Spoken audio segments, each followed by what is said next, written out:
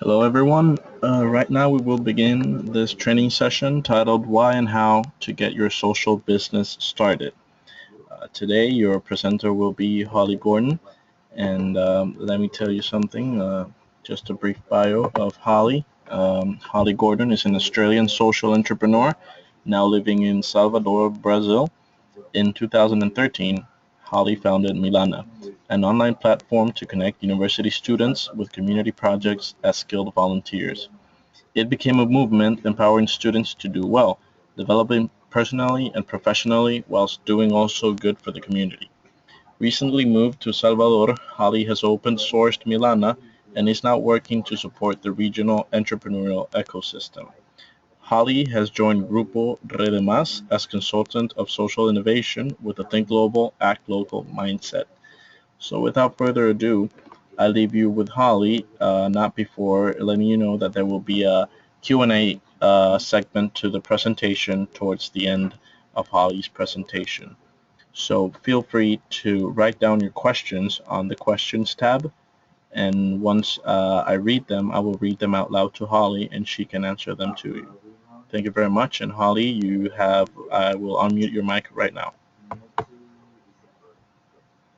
Great. Thank you so much, Jose, and thank you to YABT for inviting me to host this presentation. Really excited to be able to share a little bit from what I've learnt over the past 2.5 years from getting stuck into social enterprise and social business, and to hopefully inspire some of you to orient your businesses towards the social side and to see the advantages that lies in being a social entrepreneur and the impact that you can all make. So we've already had a great introduction to who I am. As Jose mentioned, I'm a young entrepreneur, really just like you guys. I am passionate about using the opportunities that I've been given to make an impact and to create something of value. And now I'm also working as a social innovation consultant, which is kind of fun because that can mean a lot of different things. But right now it means working with local and regional ecosystems and helping the bigger players create more mechanisms to support entrepreneurs like you.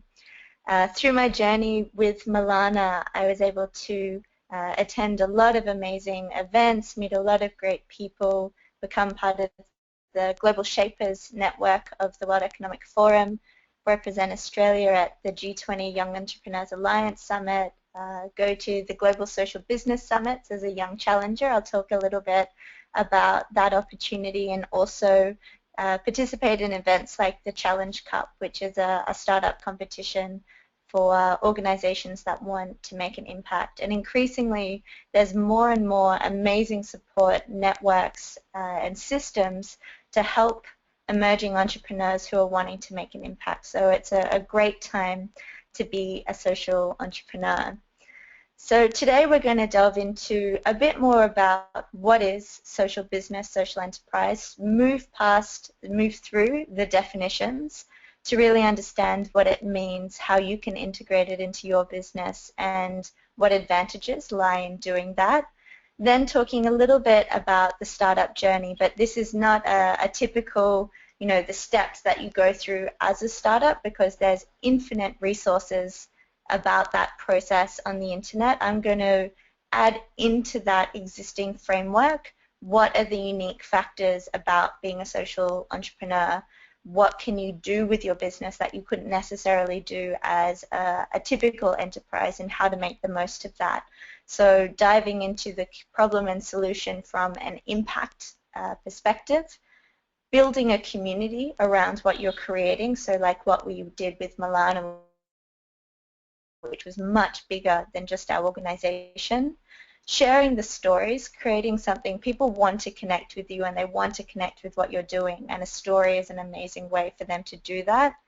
The importance of just simply doing good business, and I'm focusing on the social side for this presentation, but without a solid business with good processes and cash flow, you can't make an impact. So of course that's important.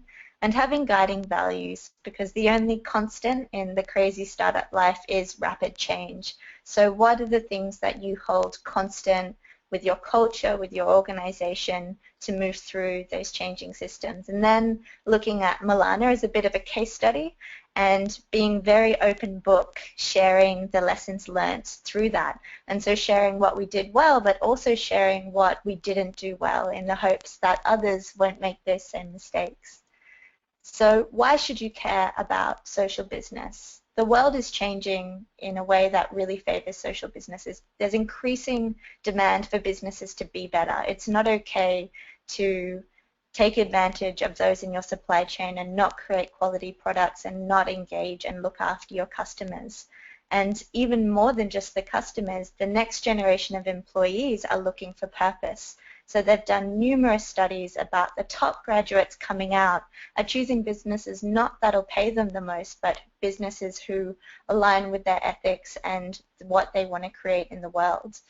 And really, when you look at it, startups exist to solve problems. We create startups because we've come across a problem that annoys us so much that we need to create a solution, and we need to create a sustainable solution, so we create a business around that. And the biggest problems facing us are those in social and environmental areas. So of course we need startups to be working on these areas. And straight off the bat, I want to just bust one of the most annoying myths out there, which is sharing the fact that there's no trade-off between social progress and economic efficiency. In fact, they fit together beautifully and more enhance the other when you have the right mindset. And so this presentation is oriented towards all businesses with the hopes that you'll see the advantage of the social focus. So what is social business? Well, on one side you've got the typical non-profit charity structure, and they're purely mission focused and typically funded through donations and other ways, and are not self-sustaining, so they're reliant on the charity of others to run their own organizations. At the other end of the spectrum, you have for-profit corporate organizations, and they're purely focused on maximizing profit for shareholder value and for the employees and the shareholders to be able to take away. You can basically say that social and business is everything in between. But for me, what I'm talking about is really the core. So it's more than just corporates who have a CSR chapter, and it's more than nonprofits who are doing a bit of self-sustaining activities, have some business practices associated with what they do. It's an organization that focuses equally on profit and mission, and really it's an organization that generates profit for its mission, is one of the simplest ways to describe it. And Milana was in that space in the middle. So our mission was building capacity in the community sector by connecting them with talented university students to help them with their projects, and also connecting those students with amazing organizations doing important work in the community and giving them the opportunity to build their experience and skills. So that was our mission, providing to these two sides of the market. But we had a profitable model, so organizations had to pay to use the website. It was a subscription-based model, and they had to pay to post their projects to get the students on board. So it was completely tied. But when it comes down to it, the best description I've ever come across for what a social business is it's an organization that has the brain of a business, so the intelligence, the focus on efficiency, on systems, on processes, on doing everything in the best way possible with the heart of the charity. So it's the heart that drives why you do the business activities. What is the purpose behind it? And those two, as in the previous slide, you need to have a good balance of the both in order to be sustainable. If you really want to get to it at the end of the day of if you can call yourself a social business, is do you create a net positive impact? So at the end of the day, is the community better off because your business exists? And you can break this down in a number of ways. So it's not only the products and services that you create, do those products and services to create tangible value that improves the lives of the people that interact with them, but also the way you create those products. So do you create things in a way that is sustainable? Do you create things in a way that looks after each member of the supply chain? So for example, fashion is an area where the supply chain has an appalling record. They don't have this net positive impact. Also, the relationships you foster not only with your customers, your team, all the stakeholders, the community, are you working to the broader good of everyone? And that's how you run your team, how you treat your customers.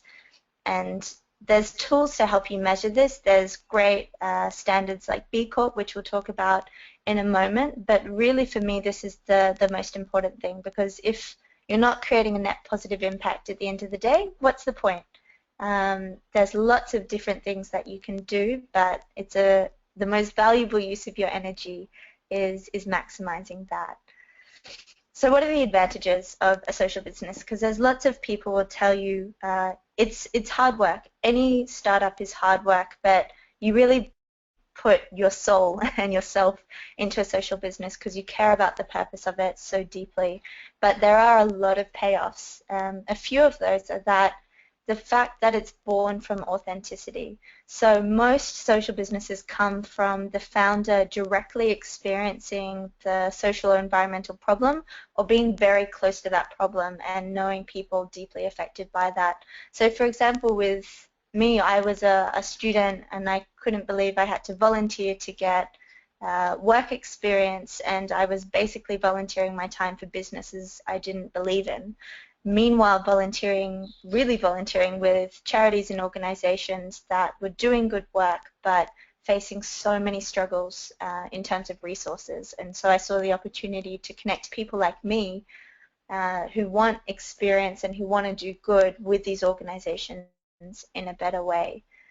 There's passionate people in these organizations, and it's an amazing how you can attract a really high quality of people who would otherwise be very inaccessible, who believe in what you're doing and support you. So two words that would describe the community around social business would definitely be generosity and abundance. At every step of the way, I was floored by how generous people were with their time, with their contacts, really going above and beyond to help me, but more so to help what my organization was trying to achieve. And that's something that is a definite step up on the typical dog-eat-dog, highly competitive world that startups can sometimes operate in. Then there's customer loyalty to your mission and to your brand. So today it's really hard to get people's attention. There's thousands of organizations and brands vying for their attention. You've got social media, all of these different things. And so to really have the opportunity to reach people on an emotional level, as well as providing them with a great product or service, because you can't just rely on being get a loyalty that big corporations would die for, because people personally invest themselves in you, and particularly when you're in your startup stage. I'll talk about this a little bit later, but if you allow people to join your journey and to feel like they're creating this organization and brand with you, that's really powerful. There's the chance to get access to what they're now calling patient capital. So this comes down to funding, and there's an increasing movement globally around, it has different names, but impact investment or patient capital are two of the most popular names, and it's really those who have financial resources and understand that it takes time and it takes serious effort, and it can often take extra bits of money here and there in order to really make an impact. These investors aren't just looking to make the most of you, they're looking to support you and be with you, and so they'll support you not just with money, but with their energy, with their contacts as well, because they believe in what you're doing. And then finally, the alliances that you can make based on shared values and aspirations. So Milana was in a unique position, which I think more and more businesses are realizing they are, where we couldn't quite classify what our competitors were, because in our mind, anyone that was creating opportunities for young people and anyone that was building capacity in the community sector, which were our two core goals, were helping us, and we wanted to celebrate them, not try and take away what they did. We didn't believe you could have a monopoly on opportunity creation, for example. And so we were able to form an amazing alliances with organizations which you would typically think of as competitors, who helped make what we do so much stronger, because we had the increased reach of other organizations and we had their support and offered them support as well. But all of these great things only happen if you maintain that practical focus, striving for increased profitability to generate increased social impact. So I see a lot of social entrepreneurs so focused on the mission and the purpose that they forget that they're running a business. First and foremost, you're running a business, because if you don't have that business is your tool to make impact. So if that business isn't functioning healthily, then you can't make that impact. So please don't forget that. Some examples. So often people think of social enterprise as these little grassroots movements, but increasingly we're seeing really big successful organizations who are taking on this identity, and the B Corp is one of the leaders in that. If you don't know about B Corp, definitely look them up. But it's basically an ethical certification for all types of businesses, from startups to big, even now public organizations. So some of the notable ones are Patagonia, Ben & Jerry's, Etsy, and Natura from Brazil recently became the first ever publicly traded B Corp. And the unique thing about B Corp is that these organizations prove in every element of what they do, from supply chain through to product, that they're being ethical in their practices. And there's a lot of evidence showing that these organizations have the things I talked about: amazing customer loyalty. They're getting the best grads who want to work with them. So they're really great examples for all of us starting out to aspire to. But we're getting started, which really involves diving to the deep end, and everyone participating in this call is probably at a different level. You might be just thinking about starting an idea, you might be well into it and looking for some extra tips, but from whatever perspective you're coming from, it's a crazy and exciting adventure. But it's so important to be able to keep your focus, keep your mindfulness, and keep your integrity, because when the only constant is such rapid change, it's you and your values guiding the business that are the constant, and that provide the example for those around you. So being able to be really clear on your values and your why, which we'll be talking about, will allow you to best lead your organizations and those around you, and to be a leader in the community as well, because people will look at you as this source of values and integrity. So the typical startup story, you're probably aware of it. You have the ideation phase, then you start developing the concept, you really commit to it once you're really excited and you think that it'll work, and then you start building the minimal viable product, which you then validate, and you test and adjust and do the market fit, and once you've got something, that's when you start scaling it. And over time and growth, organizations get to a sort of stage of establishing, and often startup founders end up selling at this stage, either because they actually prefer the process of ideation through to scaling, they don't know how to manage a big organization, they lose the passion for it, but each of these points is quite transactional, and it's missing out the elements that actually ensure long-term, sustainable, and supported businesses. Because if you're creating something just to make money and then sell it, then that's a different story. I've got this picture here of the mustard seed. It's a great allegory. It's in the Bible, if some of you know. I heard it all the way growing up through school, but it's one of the smallest seeds that grows into one of the biggest, strongest trees. And that's the goal of a lot of social enterprises. So you're not there just to sort of be a flash in the pan, but to create change that will live on. You don't necessarily need to be leading the organization that whole way, but you need to be thinking about how you can create a sustainable and long-term business, as long as that impact that you want to create is needed. So the things that are missing from the typical startup conversations, and even the word startup, is long-term perspective, meaningful relationships, and figuring out how you measure your impact. So you don't get to a point 5 years down the track and look back and go, whoa, did I actually improve anything? Or did I add another business name and another set of processes and a slightly cheaper, easier product to what's already out there? So our focus today is really looking at the purpose side of things. I'm not going to go into the business function because there's so many great webinars and resources out there that will talk about those, but that is half of this whole equation, so don't forget that. Then talking about expression and communication, which is a really important part, particularly for social entrepreneurs and social businesses, how you share what you're trying to do. And finally, the impact and the effect that you have on the world. So one of the first things you need to do is looking at the problem and the solution, and not just having a problem. There are infinite problems in the world. We all know that. But how many people feel this problem, and how deeply do they feel this problem? It's really, really important to focus on those two things. And if you don't feel you've quite got it, how can you adjust to get to something that people really deeply feel or that impacts a lot of people? Because in those two questions basically lies the potential of what you're looking at. But the potential of addressing a problem is nothing without a serious solution. And what effect and impact does that solution really have? So how much of a change is that solution going to make? Is it going to make something a little bit easier? Is it going to make something a little bit cheaper? If that's the case, you don't have a competitive advantage, so you'll need to keep changing your solution.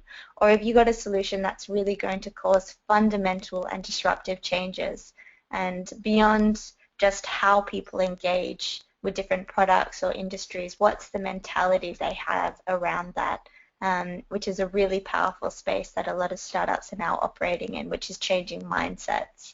And so a takeaway question for you is, how can you move closer to targeting a deeply felt problem with transformative solutions? And that's really a lot of the iterations and validation stage, and you need to get out there and talk to the people who you're trying to help, to ask them these questions.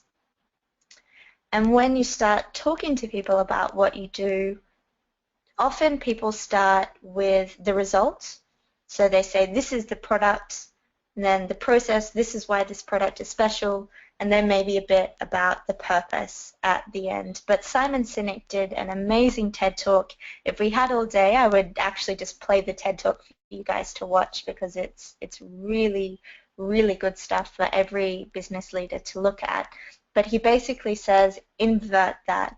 Start with your cause, start with the purpose of what you believe in, then talk about the process, the specific actions taken, and finally the result. So for example, with Milana believes that all students should be able to do well, which is developing personally and professionally, whilst also doing good for the community. To do that, they need to be able to connect with great scoped projects with community organizations. And the result is a platform that allows them to do that and to do internships with heart with these organizations. And so just instead of saying, okay, this is a platform for students to do internships that connect with the community because we believe this, by starting with your purpose, that's where you get people hooked. If people care about what you're doing and why you're doing it, then they'll be more invested in the process and the results. And one reason why this is particularly important is because the purpose doesn't change. The process of how you do your work might change, and even the results, the products and services might change. But if people can remember you for the purpose, then that's the most powerful form of recognition. Next is finding, establishing, and building out your community. And this really moves into, I guess, continuing on from that conversation of getting an emotional response and engagement. how do you build a strong community around that, and why is it important? So the people of this community, yes, there's potential customers, but often it starts out with families, friends, mentors, supporters, fans, who then share with people who are target customers and invite them into that community. So what are you doing to inspire this community and to engage them in what you're doing? Are you sharing articles about the process? Are you sharing photos of the team, videos of what's happening, great content that people can really engage in? There's a lot of channels to do it. The ones that we used most successfully was the blog. So our blog is actually the core focus today, funnily enough. And it started off just sharing the process of starting up this organization. So why, what's important about it, what we're doing. We just got into this incubation program. We ran our first workshop today, and always sharing lots of photos of the people behind it, so that your community can see that this is something tangible that's interacting with people. We had a regular newsletter, one to communicate with organizations and one with the students, and we didn't just talk about our service and the updates in that, but we talked about what was happening with specific members of our community. We shared case studies of finished internships. We shared profiles of our team members and really putting that personal touch in. And everything we shared ended up going through the Facebook page. So that was our core community. And we actually started opening Facebook groups as well, so we could have more of a two-way interaction. And the top tips for building this community, because it's hard. There's a lot of competition. There's a lot of organizations out there taking up people's time. But the way to stand out and to sort of push through all of that noise is authenticity and sharing your joy and your passion for what you do. So it's great to be real and to share some of the struggles. People want to know that you're human, but really to share the joy that inspires you, so that joy can be infectious for them. It's really important to not just use these tools to sell your products. People are so wary of that, and they'll immediately switch off if they think you're just trying to sell them something. And so try to have a rule of doing maybe 1 in 5 of your content pieces being about your product or service. And then for the rest, talking about 3 to 5 core themes. So of course, you're all extremely diverse and dynamic people, and you've got a lot more to you than 3 to 5 core themes. But for others to be able to easily categorize you and to know where you fit in their personal world, sticking to some core themes will really make that easier for them and form strong associations between you and what you're trying to achieve. As I mentioned, share your process, share the journey that you're going on. It's really good for your customers and the people around you to know what goes into creating what you do. And sharing your process is an opportunity to share that authenticity, to share that you care about the different people involved in what you're trying to do. You can position yourself as an area expert. I'd always feel quite uncomfortable whenever the word expert was used on anything, because I started off as a student, and that was the furthest thing from what I felt like. But just inherent in the fact that we were the only people creating this type of service for students to do impact internships locally, that meant that we were there for an expert of sorts in 3 areas. So in students, in what students want, in these vocational experiences, so training students for job readiness, and in this movement of getting young people to impact the community. And was in lots of great opportunities opened up from, it started off as blog posts about these different areas, and then you're an expert in what you do, essentially. And so some of the funny opportunities, which some of you might be able to relate to, as I became being an expert in being a female founder because I happened to be a female that was founding an organization, and lots of other areas, and now talking about social enterprise. So don't discount what you can be an expert in, and doing these speaking opportunities and writing these posts and guest posts for other organizations is a really great way to get exposure for what you're working to do. And that comes to celebrating others. So just as you might be featured to share your perspective on another person's blog or platform or video blog, it's really important to celebrate others that inspire you. So it could be your team, it could be mentors, it could be other organizations that you love and you want to learn from. And it's a great way to build stronger connections with them and to publicly celebrate the work that they do. And finally, so much of what we do today is online, but it's really important to have those offline communities as well. And so our main methods of communication were all online, but we also held lots of events for students, lots of events for the organizations, and that was our best market research, better than anything. So any event that we put on was almost like a focus group, because we were able to meet people and to talk to them and to see them interact with our services and get real feedback from them, which you couldn't otherwise do if you just operate online. So why do you go to all this effort? What really is in it for you? Well, for us, beyond the experiential feedback events, it's actually how we raise the money to develop our software.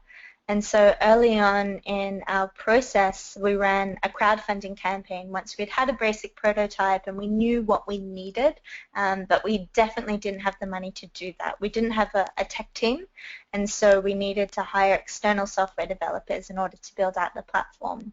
And through a crowdfunding campaign, we were able to raise $15,000 Australian to develop that software, which is incredible. You think about people donating a one-off, not expecting anything in return donation for us to build software. It's only because of our social mission and purpose and the way that we did it that people wanted to support us. And that was the start of our really core community. So those supporters from the crowdfunding campaign, we made a real effort to update them on our progress and key milestones and celebrate with them because it was their celebration. They were almost like investors who wanted nothing else but to be part of our journey. And so that was the least we could do, was to bring them on that journey. There's a lot of great platforms. There's Start Some Good, there's Kickstarter, but I definitely recommend a platform with a social focus. They're better geared to helping you share your story and what you're trying to do. And other great things, when people care about what you do, they want to meet the other people who also care. And that's what happened. We did these events, and our crowdfunding campaign was actually getting a whole bunch of students together, and they all wrote down causes they cared about to show their big hearts that they had. And it was a really fun event where we got all these people who hadn't already met each other. That was the best thing, all these new connections being formed between like-minded people. So we became a source not only for these internships, but for people to come and meet like-minded people. And that really strengthened our network, because then their friends would invite their friends into this community, not just into this service. So talking about community, the core of that community is your team. And I didn't really have a team for quite a long time. I was a single founder. I didn't know anyone else who was interested in this concept of entrepreneurship, which was pretty foreign to me when I first started. And it took a while for that to happen, which is probably one of the biggest things I would do again if I was to change it. So definitely, as soon as you can, start thinking about how you can get a diverse team. Who do you know and who do they know, and what events are happening in your city? It's important to meet like-minded people who care about what you do, but it's even more important for the long-term side to get a cross-functional team. So have you got the hustler, which is the business, strategy, marketing, sales, accounts person, or maybe that's a few people to do those jobs. Have you got someone who can build the product, and often that's a technology platform or it's a hardware device. Have you got the tech focus? Have you got the design side? Can you create something beautiful and communicate it in a beautiful way that'll connect with people? And especially for the social side, I've added in one more factor, which is the guru, someone from that area. So often the founder was or is the target user, but if not, if you're working, for example, in a specific environmental area, do you have someone on your team that really understands that subject matter and knows those people in that community? It's really important to engage with who's already caring about this cause that you are. So if you can have someone from your community that cares and knows those people, that's a huge benefit. But of course, sorry, just getting some water.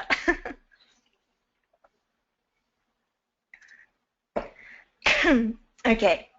But of course, they do need to care about your purpose, even if they're not at the same level of you, and you can't expect people to care as much as you do when you're the founder. It's not fair on other people, but do they understand the value of the impact that you're trying to create? Next is communications. And the value that you have as a social enterprise is really to be able to move from push through to pull marketing. So push marketing is the traditional shouting from the rooftop, just trying to drown people out with the sound of your brand. Pull is when you create something that you almost don't need to market, that draws people in because they're already looking for what you're doing, and they're looking for how that can serve them, not just through the project, but also through the community that I was talking about. And this goes to the point of control and reach when you go from owned to earned media. So when you have complete ownership of your media, you have complete control, but your reach is limited to the reach of your networks. You can buy a bit more reach, you can use Facebook advertising, and you can do different things, but the best thing is earned media, when people want to share your story independent of you having to prompt them or ask them. So for example, when we did the crowdfunding campaign, the best traction we got was as a result of people who had supported us sharing on their Facebook pages that they'd supported this crowdfunding campaign. They wanted to celebrate themselves, to say, yes, I did this great thing, plus this is what I really care about. Hello world, see this.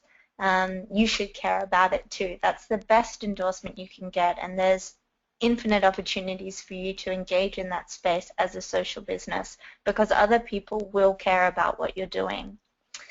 And when you're sharing the story, that's the best thing. It's not just the story of a product, it's the story of a community who's rallying behind an idea, whose time has really come.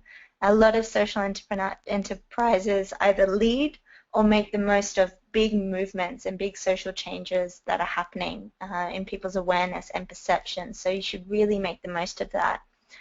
And there's a great piece of advice, and unfortunately I can't remember the source of it, but says that what you do is not nearly as important as how it makes people feel. And businesses, we often forget that we're trying to make the best, shiniest, slickest, coolest, and high-impact product, but how does it make people feel? Are they inspired by it? Are they invigorated by it? Do they want other people that they love and care about to be involved in it? So those stories really are about who you've impacted, the stories of your team, of your community, of the beneficiaries of your service. That was a core part of our blog, was to share the success stories. A lot of it was from our team. We had, because we had over 65 students join us in various capacities, from promoting what we did at universities to being the head of state human resources in different areas. And when you can combine those impact numbers and that measurement, which is really important to do, with real stories and photos of the people behind those numbers, that's when what you do will really resonate with people, and they'll see, wow, even if everything ended today, they have made a change. They've impacted people's lives in a positive way.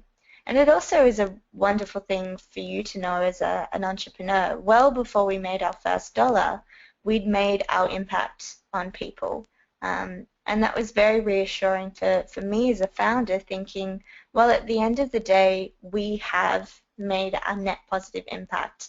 The goal now is to keep increasing that and maximizing it. But the world is a bit better off because we existed. As I said before, this is do good business. Running your business as efficiently, intelligently, and objectively as you possibly can. So well before we even thought about having a board, we had monthly board reports, checks and balances, transparency. This was a function of having a large team, of needing to keep things organized and to keep process around them, but it made us so much stronger. We weren't just being reactive to opportunities and who was screaming at us loudest. From an organizational perspective, we're being very strategic, looking at the numbers, looking at the feedback, looking at what were the red flags this month and what are our strategies for next month to address that. And you really need to overcompensate as a social business as well, because people will expect that you don't have these things. They'll be impressed by the nice work that you're doing and the impact that you've demonstrated that you're having. But if you can say, and here's our board reports and here's our projections and these are the areas that we need to work on, but these are our strengths, they'll go, okay, these people are serious. So the sooner that you can get those involved, the better. And you need a level of accountability. So that's where our wise ones came into the picture. This group, basically a group of people who'd at various times, who I really looked up to and admired, who'd shared a genuine interest in the organization. Basically, it started off as an email chain. And so I'd create these reports and I'd say, dear wise ones, this is what's happened this month. And they really enjoyed it. And if something in the report was relevant to them, they'd give good feedback. But it was good to have that accountability to them to make sure that those reports were done. You always need someone, even if hypothetically above you, to be accountable to. But with all the best systems and processes in the world, if you don't have your values, you're not going to be able to keep on track with what you want to achieve. And again, with that accountability, writing down those values and sharing them publicly is a great way to keep that accountability. So what are these values? What this Love Heart is a bit of a word bomb of what Milana created. And we didn't want to just write 5 words that were nice words that everyone was saying. We wanted to embody how we approached and treated our customers, our team, our community, the sector, our competitors. And the best way for us to do that was actually to embody who is Milana. If Milana was a person, and this helped us really relate to these values, if Milana was a person, what would she do? What would she believe? What would her actions be? What would she say when faced with different issues? And we did a great session with our team, getting them to write down their core values, and then we combined those to create the core values of the organization. And it was really powerful, particularly when we had lots of volunteers coming on board in our onboarding session, to be able to describe this organization as a person, and what Milana believed in made it very easy for them. And the day that it hit me with what we'd created was when one of our volunteers, who'd typically been very shy, she had opted in to go out and start promoting, which was a huge move for her, to really be one of those people out there basically selling and interacting with strangers. And she said, you know what? Whenever I wasn't sure of how to approach people or what to say, I thought of what would Milana do? And I realized that what we created had transcended well beyond a process manual. It was something that was tangible on a human level. And I guess that's a core theme throughout all of this. What are you doing that's tangible on a human level for people to connect with? Because it's those things that they don't forget. So coming to Milana as a bit of an example, just to put it out there, some people really like knowing the numbers. So we were founded July 13, which is when I really committed to starting the organization. A year later, we'd crowdfunded our minimum viable product. We'd launched and we were making our first revenue. And then July this year, we open sourced. And I'll tell you a little bit about how and why we got to that point. But before that, we registered over 70 organizations, 900 students. We were making money. We were completely broken even thanks to the revenue we'd made and the crowdfunding. And we were at a point where we had a functional but basic platform that had validated all of our core concepts and initial revenue model. And it was great to get to that point because an amazing number of startups don't. So we were very proud of that. There's a picture you can see of the website, so you can see the Youth Food Movement who's posted a project and Matt as a student applying for that project. And a photo below that is some of our initial team members, our legends. We call them our heroes because they literally would come in and save the day on a lot of factors. But in terms of the journey we went through, so in 2013 I was just another student. I was in my happy theoretical world studying international relations and business and hypothesizing about how to change the world and what the problems were and what the different solutions, but it was a very theoretical world until I had the idea. And I had that idea in July and really used that time at university. I was in my final going into my final semester at that stage, and I had a class called Business Models. And so that was a perfect opportunity for me to really research and start asking people. And I literally got on my bike and started just bicycling around the city, and I'd stop at every charity that I came to, tie my bike up, step inside really hot and bothered, and ask to speak to the HR coordinator of the charity. And they all thought initially that I was asking for an internship, but I was really wanting to see why they weren't already creating opportunities for students. What were the barriers they faced? So validating, and that moved into building a prototype with the software company, and then taking that prototype to those first organizations that I'd been talking to, and they became the early adopters. And it's great working with charities because they're just all really nice people.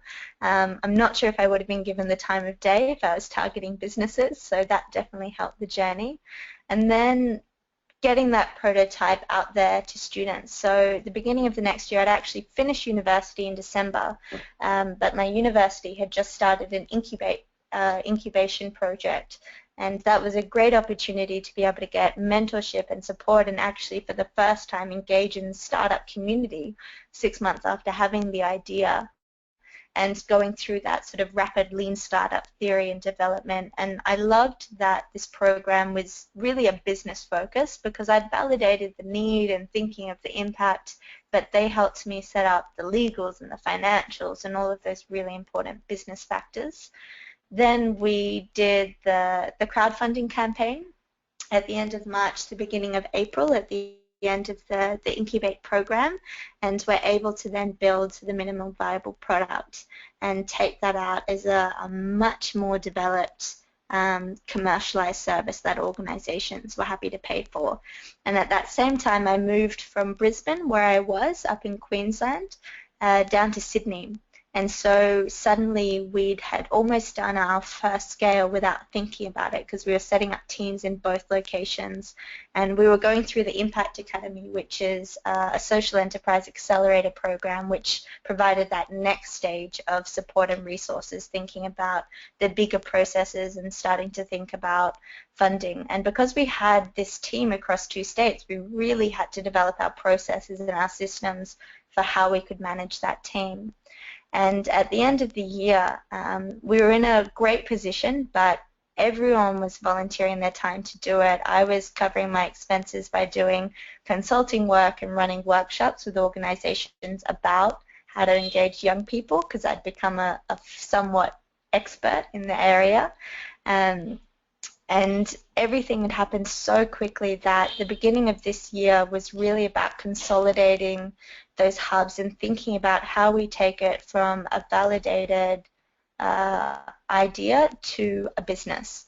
And part of that process was competing in the Challenge Cup, the 1776 Challenge Cup, which is currently happening all around the world right now across 45 cities, including I'm helping actually organize the event in Salvador here, but I participated in the one in Sydney and somehow got through to the global finals, which were in June this year. And it was an amazing opportunity to meet the best and brightest sort of high-impact startups around the world that this organization had found. and to see how developed they were and what point they had to be to get funding. Because one of the things with this being a social business is investors will view you as a social project before they view you as a business. That's where I said you really need to overcompensate on the business factor. And with this, the organizations that won the competition were already making hundreds of thousands, in one case millions in revenue. They'd nailed the business model. And the reason they'd been able to get to that point, some of them had already received funding, but the common denominator was that they had financial sustainability built into their model at each stage. So for us as a marketplace, we needed big scale to be financially sustainable and to be able to properly pay the team that we needed to be able to keep growing. That was our limitation. We were making money, but only enough to cover business expenses, not to cover our team. And so we were at this inflection point seeing, wow, this is the stage that we need to get get serious investment.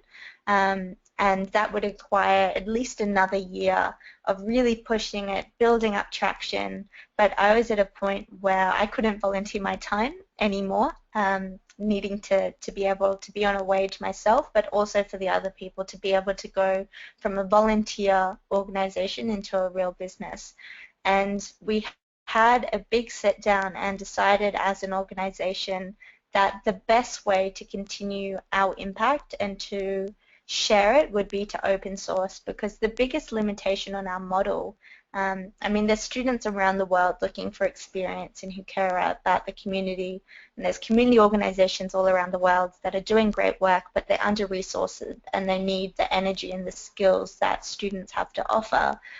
And the biggest limitation was us and our lack of resources. So now we're in a stage of experimenting with open sourcing and moving everything to milanaopen.org, and we've shared everything, our processes, we're open sourcing the code, everything, so people can start their own Milana hubs in their own communities. So it's really perfect for students around the world who want to get involved in social business but they don't have that idea yet. This is a way for them to get experience and to create something that will help the community out along the way. So in that time, in that journey, what did we do well? With all the people who we engaged with, who connected with these internships, who interacted in Milana in some way, we did make a lasting impact with them. I still get messages and emails from people who say, you know, thanks to this experience, I was able to go on and get this job, or we've had an amazing number of teammates who are now starting up their own social enterprises because they saw it's possible, they saw how to do it. And that really comes to who does it, who does the business, and that was the connections we formed. Our team is still incredibly close. The community, the Milana online groups still function. Send me an email if you want to be part of those. We use those to share other great opportunities for students or good news about what's happening in the community. We were very genuine in our process. That meant even when we did close the formal part of the site in order to open source it, people were amazingly supportive because we'd done the right thing by our community each step of the way, and even with our team made sure that our shift in processes didn't harm them in any way, and set up every team member we could with other opportunities to go on through from there. The final thing was the financial sustainability, and we didn't get to that point, and that's the point of how you continue, which is again why I can't stress enough the business side of things. But we were making revenue very, very early on in the launch of the service, which was important to why we were able to do what we did go on to do. So what we didn't do, and there's actually a whole article that I wrote doing a very deep dive reflection to share with people the core lessons, and these were the 4 ones about what I would change going back, and that was not having a founding team as one of the biggest ones. So I personally was the biggest liability to Milana. When it got to a point where I could no longer financially sustain myself to continue with the organization, or I couldn't invest myself in the next chapter of what was required, that's when the organization had to completely shift.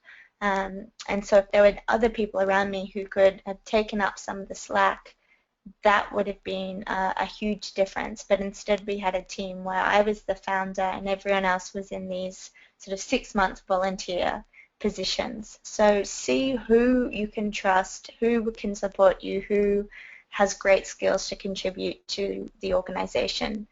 Another thing we did was we sprinted this to scale before saturating the local market. So we moved to Sydney literally like 2 or 3 months after the official launch of the MVP in Queensland. We already had a community, a team there, we had lots of traction, but it wasn't completely set.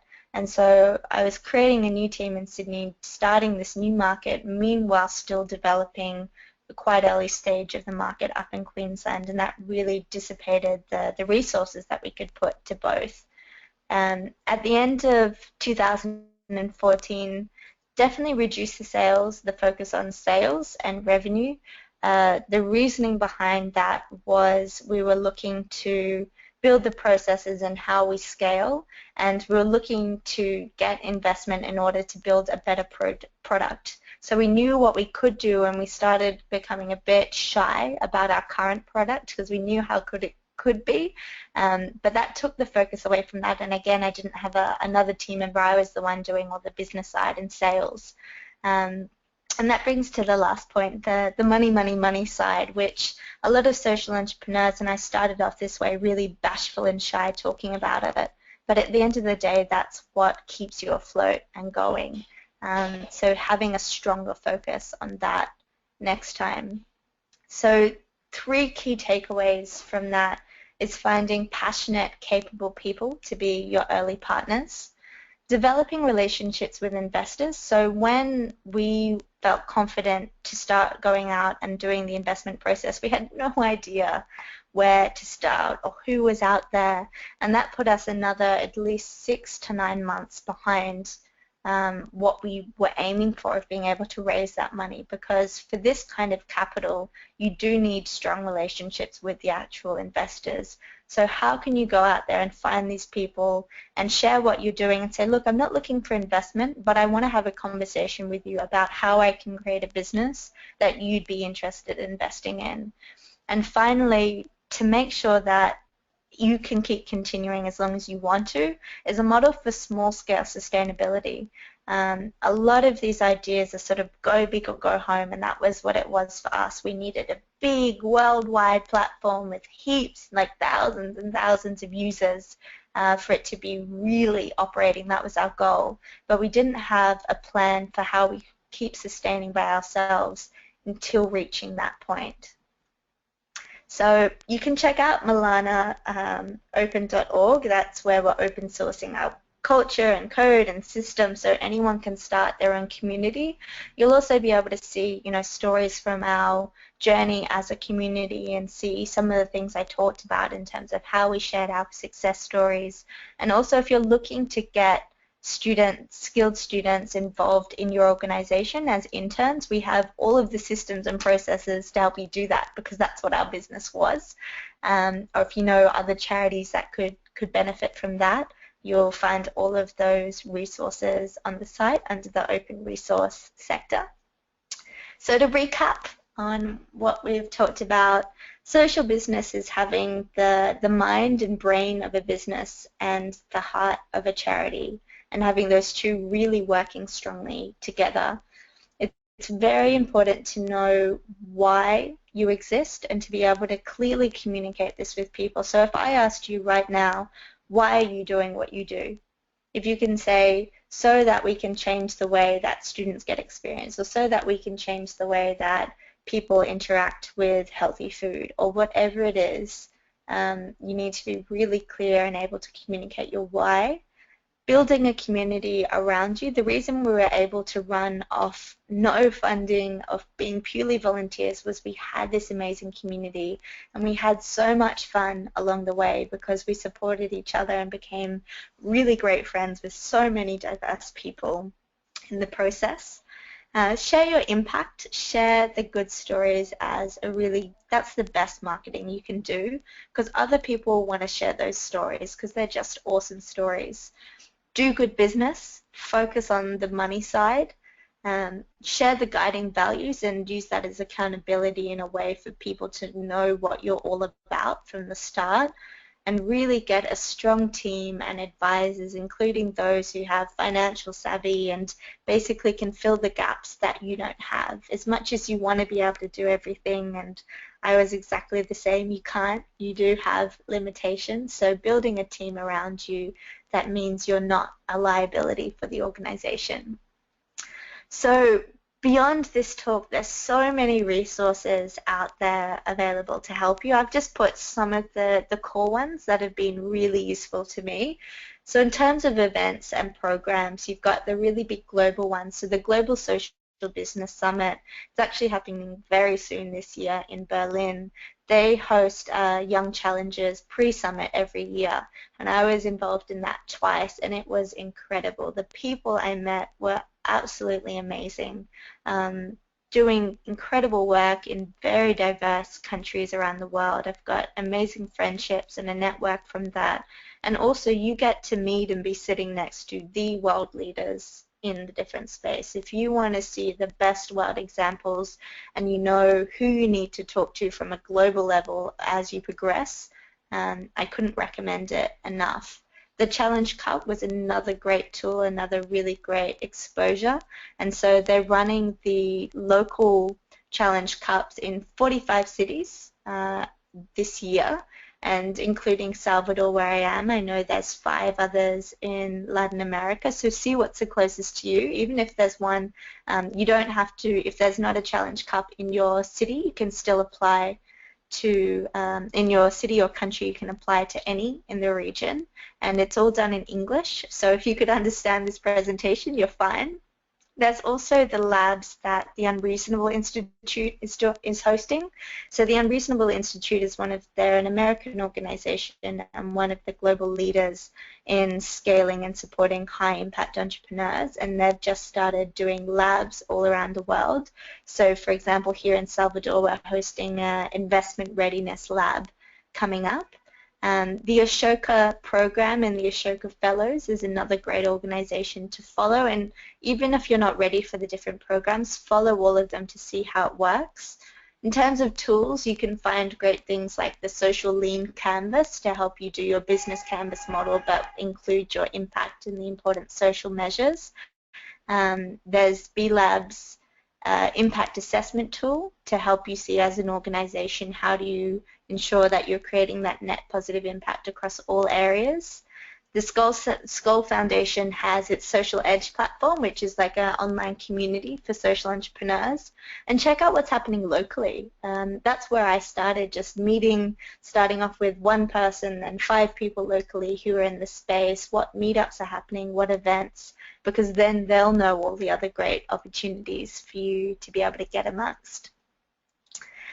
A core personal value which I just want to share as we start to wrap up this presentation is finding ways for you to give first. And I've talked about the incredible generosity of this community, and it's because people are driven by this. How when you're doing, I get really awkward about networking, but if you're doing it in a way where you're constantly looking for how you can provide value to people, so it could be, hey, what do you do? Oh, you're in that sector, I'll introduce you to this person, or have you tried this, or seeing ways that you can help them, it always comes back around. This image is of the karma knot, which shows it always just keeps coming back around. So there's lots of opportunities for you to do this, to be a peer mentor, which is basically coffee catch-ups with other startup founders and sharing your process with them and vice versa. Peer mentors are one of the best supports for me. When I started sharing your stories with students and aspiring entrepreneurs, because it's really important to know that it is doable. I had never imagined that I'd be a social entrepreneur even the month that I had my idea, but then suddenly apparently I was. And so letting people know your stories and the different backgrounds that you come from so that they have a whole array of different role models that they can relate to is really important.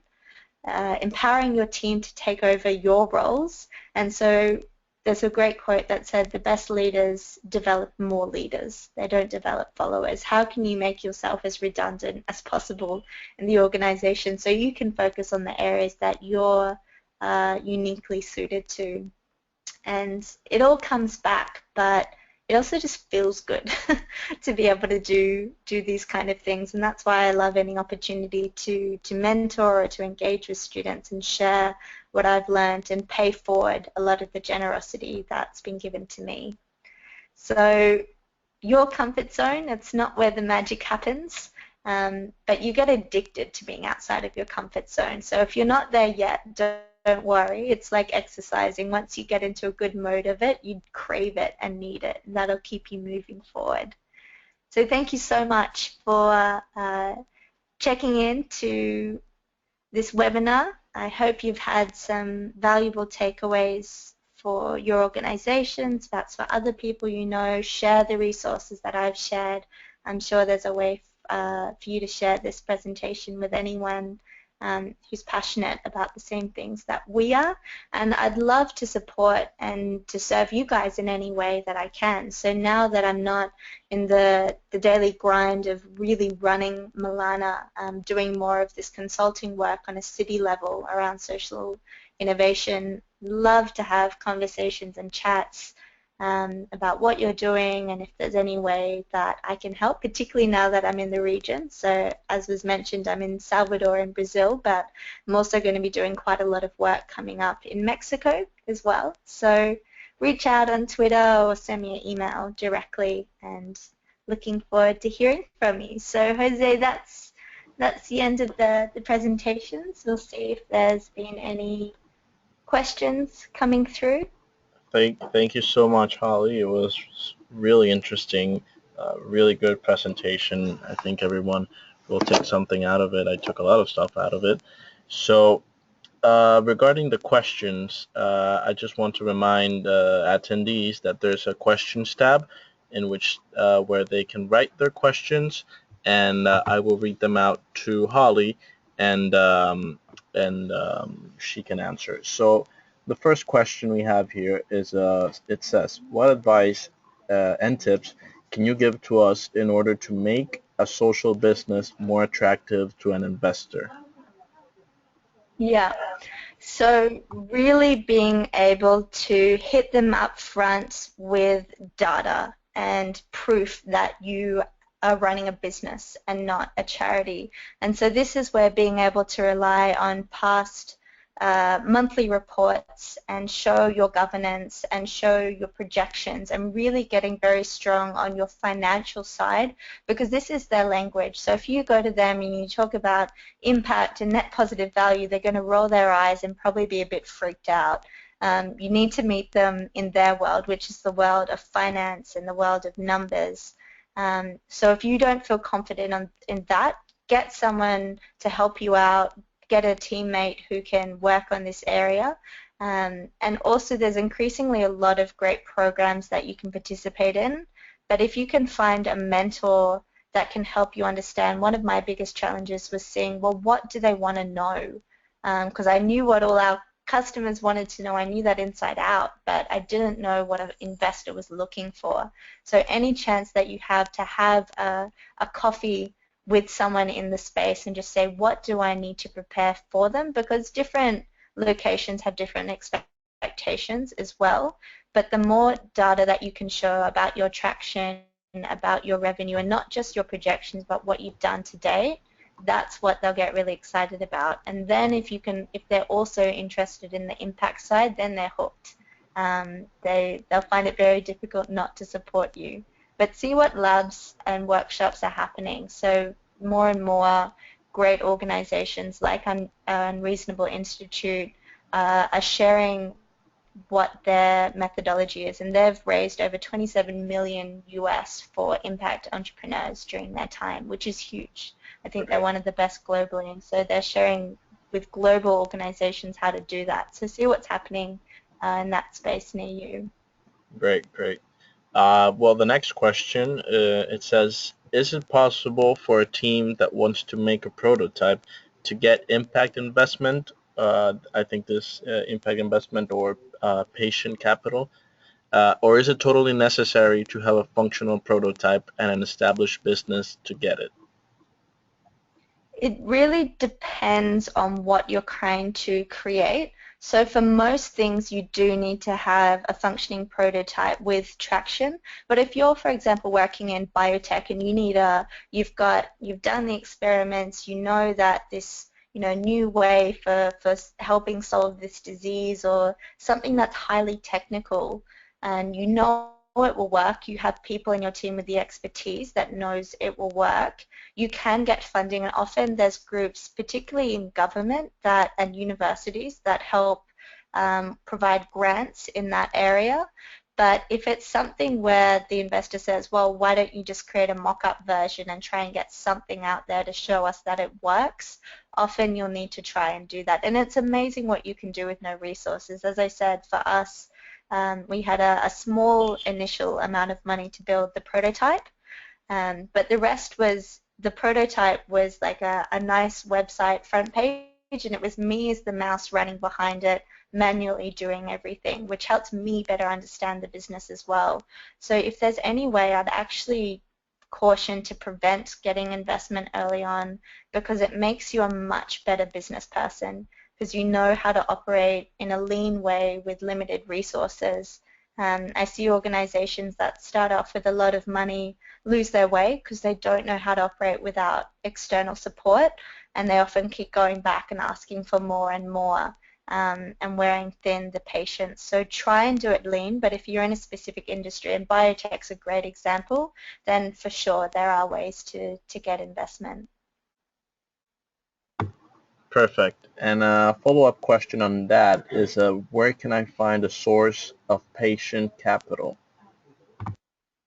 So it depends on where you are. The best thing is to look locally, see what government-sponsored programs there are to get started, but often there are specific organizations who are sticking their head up and saying, okay, we fund organizations that make an impact. So most of these are in the US, but you really need to ask your local networks and just do a Google search to say, impact investment, your area, and find out where these people are. But they go to the same kind of groups. So they're involved in the events of the World Economic Forum and the Social Business Summit. One Young World, I know, is another great event that brings people together. But see how you can actually go find out who these organizations are and meet them. But between Google searches and asking people, you should be able to get a good idea of where they are. That's actually one of the reasons I'm now working on the ecosystem level and working with cities, because that was my biggest difficulty, was knowing who's out there. And so we're actually working to create tools to map out who are the funders, who are supporting these different areas, what resources are available to startups as they go. So if you're in Salvador or in some of the cities in Mexico, might be able to help you out sooner rather than later. But otherwise, I'll probably be asking you guys when we go to new places for you to help us map out that local ecosystem. Great. So we have one last question, and that is, what does Milana do in order to maintain the balance of both sides, the social enterprise side and the for-profit side, and if you have any advice in maintaining that balance? Yeah, so thinking about our internal functions, it was completely a business, and that's why we were very strict on having our processes and making sure we responded to our customers as soon as we could, and we always paid our bills well before they were due, and really operated as a very, very functional business. The social side is why that business exists and how you conduct that business. So at the core, in your everyday activities, you need to think and have the mindset that I'm running a business, and I'm running a business that's going to be sustainable and that's going to do all of the things that a business needs to do. But when it comes to the purpose behind that business, to how you interact with people about that business and what products and service you actually create, that's the social side. that fills out all the area and it basically expands the business. And that's why I sort of have on that lead slide, social business equals good business, because they're one and the same. But I guess if you wanted to differentiate it, it's the functions that you do, and then that's the business, and the how and why is the social side. Great. Thank you so much, Holly. Unfortunately, due to the time, we're going to have to end the webinar now. I'm sure everyone would like to stay more time and talk about this really interesting topics. Uh, on behalf of the Young America's Business Trust, we thank you and we thank the attendees. We would like to also invite everyone to check out the other videos we have on the bootcamp platform in order to continue um, uh, learning about different abilities that will help you consolidate your business ideas and your startup. So thank you, Holly, once again. Holly from Milana. It was a great webinar. We thank you very much. Thank you, and get in touch. Bye. Bye.